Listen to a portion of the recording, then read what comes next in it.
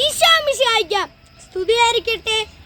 മാലാഖി എന്ന വിളിപ്പേരുമായി ശൈശവ പ്രായം മുതൽ വിശുദ്ധനായി ജീവിച്ച വിശുദ്ധ ജോൺ ഫ്രാൻസിസ് ഹേഗീസ് പുരോഹിതനായി അഭിഷേകം ചെയ്യപ്പെട്ട ശേഷം ആത്മാക്കളുടെ രക്ഷയ്ക്കായി തന്റെ ജീവിതത്തെ മുഴുവൻ സമർപ്പിച്ചു. ഒരിക്കൽ ദൈവവചന പ്രഘോഷണത്തിനായി പോയ വഴിയിൽ വീണ് കാലൊടിയുകയും വൈദ്യനെ വരുത്തി ചികിത്സ തേടുന്നതിന് പകരം കുമ്പസാരം കേട്ട വിശുദ്ധന്റെ കാൽ പരിശോധിച്ചപ്പോൾ അത്ഭുതകരമായി സുഖപ്പെട്ടിരിക്കുന്നത് കണ്ടു.